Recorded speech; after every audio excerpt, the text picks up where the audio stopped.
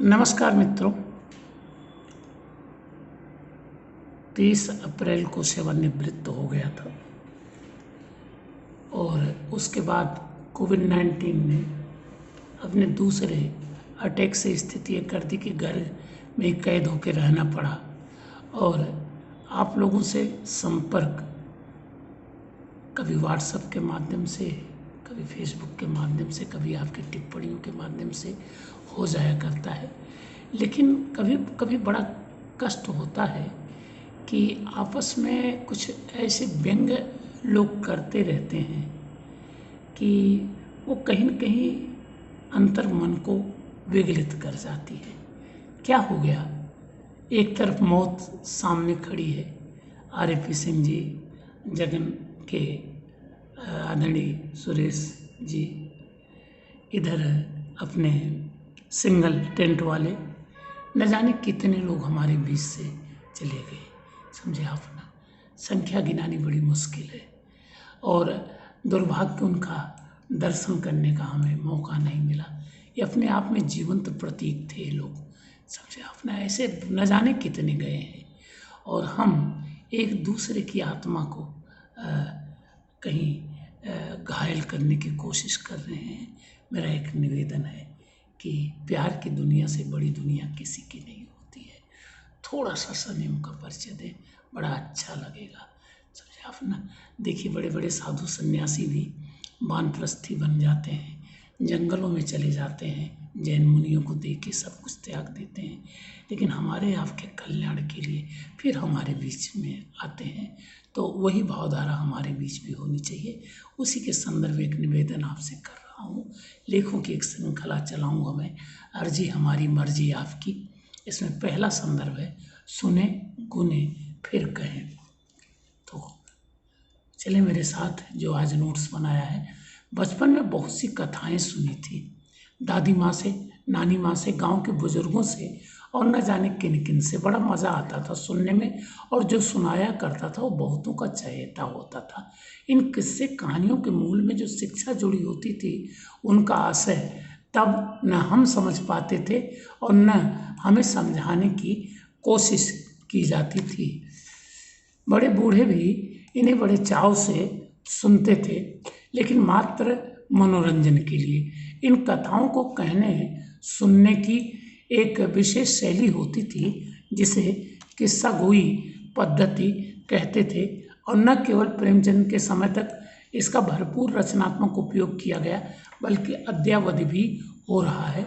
लेकिन यह भी सच है कि आधुनिकता ने न केवल इन पुरातन कहानियों एवं उनके प्रतिपाद्य का विस्मरण किया है, बल्कि उनकी उपादेयता को भी प्रश्नांकित कर दिया है। एक बड़ा प्यारा शब्द इसके लिए प्रयुक्त होने लगा है, दकियानूसी विचारधारा। यही सत्य आज जीवन के सभी प्रसंगों में प्रभावी दृष्टिगत होने लगा है। यद्यपि यह सत्य है कि आधुनिकता, जिसे नूतन प्रचलन या फैशन भी कह सकते हैं, का हमेशा परंपरा अर्थात पुरातन प्रचलन से 36 का आंकड़ा रहता है, क्योंकि परंपरा अपने आप को अस्तित्व में बनाए रखना चाहती है और आधुनिकता परंपरा का हिस्सा बनना चाहती है। जहाँ पुरानी पीढ़ी परंपरावादी होती है, वहीं नई पीढ़ी आधुनिक। यही अंतराल दोनों के मध्य विवाद का कारण बनता है। दुर्भाग्य यह है कि इंसान को इंसान बनाए रखने में दो पक्ष सर्वाधिक प्रभावी होते हैं, उसकी बुद्धिमत्ता और उसकी संवेदनशीलता। दोनों में सामंजस्य होना आवश्यक है। अतिशय बुद्धिमत्ता जहाँ उसकी सदाशयता को शुष्क कर दिया करती है, वहीं अतिशय संवेदनशून्यता व्यक्ति को उसकी अपनी अस्मिता के प्रति लापरवाह। हमारा अपना भारतीय जीवन दर्शन इन दोनों में ही सामंजस्य बिठाने का प्रयास निरंतर करता रहा है। हमारे सभी रिश्ते, सामाजिक सरोकार, धार्मिक आस्था, कुल मिलाकर कहें तो हमारे समस्त आचरण के मूल में यही संदर्भ सक्रिय है। स्वर्ग नरक, पाप पुण्य, धर्म अधर्म, नीति अनीति के ताने बाने इसी दृष्टिकोण से विनिर्मित हुए हैं। वस्तुतः उक्त मान्यताओं के मूल में एक ऐसा जीवन दर्शन समाहित था जो जन जन को ही नहीं, प्राणी मात्र को परस्पर जोड़ता था। इसीलिए उसे व्यावहारिक बनाया गया था और मानव धर्म के साथ आपद धर्म की परिकल्पना की गई थी। सादा जीवन, उच्च विचार, जियो और जीने दो, वसुधैव कुटुंबकम जैसे जीवन दर्शन की परिकल्पना इसी पृष्ठभूमि में की गई थी। लेकिन आज की उपभोक्तावादी मानसिकता इस सारी व्यवस्था को पंगु बना रही है। इंटरनेट और मोबाइल की दुनिया सारे नैतिक संदर्भों और मानव मूल्यों को ठेंगा दिखा रही है। शिक्षा का स्तर जितनी तेजी से बढ़ रहा है, लोगों के अंदर की स्वार्थपरता भी उतनी ही तेजी से बढ़ रही है। दिखावा संस्कृति व्यक्ति को हर प्रकार से भटका रही है। ऐसा नहीं कि पुरातन काल में ऐसा नहीं था। रामायण और महाभारत के न जाने कितने संदर्भ हमारे इन्हीं आदर्शवादी जीवन मूल्यों के ऐसे ही खोखलेपन के प्रतिपादक हैं। क्या कभी हमें बताया गया है कि सदाचारी होते हुए भी विभीषण को आज भी घर का भेदी क्यों कहा जाता है? या फिर कृष्ण को महाभारत के युद्ध में अपनी प्रतिज्ञा के विपरीत हथियार उठाने के लिए विवश कर देने वाले भीष्म पितामह को आज तक अपेक्षित सम्मान क्यों नहीं मिल पाया है, जिसे हिंदी के स्वनामधन्य लेखक हजारी प्रसाद द्विवेदी जी ने कुछ इस प्रकार शब्दांकित किया है, भीष्म को क्षमा क्यों नहीं किया गया? इस आदर्शवादी देश में सत्य, निष्ठा, नैतिकता का समर्थन करने वालों को कठोर से कठोर परीक्षाएं क्यों देनी पड़ी हैं? क्या कभी इस पर विचार किया गया? व्यवहारिक धरातल पर चर्चा की गई। जिसके हाथ में लाठी भैंस उसी की मानी गई। आज भी वही हो रहा है। जिसके मन में जो आ रहा है सोशल मीडिया पर वही उगल रहा है। विसंगति यह है कि यह देश जिसके हाथ लोई उसी का सब कोई, या समर्थ को नहीं दोष गुसाई जैसी मानसिकता में जीने के लिए अभिशप्त है।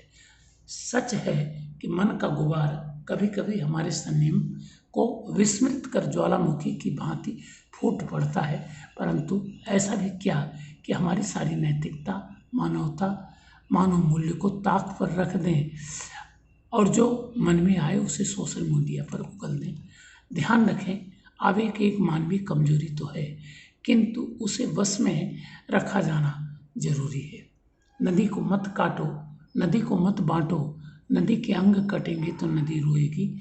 आप सही हो सकते हैं, एक बार नहीं, कई बार, बार बार, किंतु हर बार कदापि नहीं। निवेदन यही है कि आपकी मान्यताएं आपके अपने जीवन दर्शन पर आधारित होती हैं।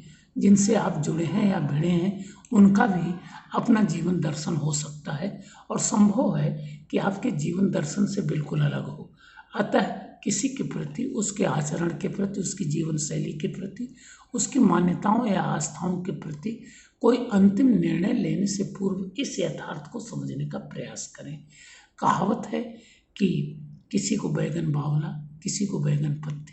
फिर भी आपको लगता है कि गलत हुआ है या हो रहा है तो विरोध करिए, लेकिन जोश में होश खोकर नहीं।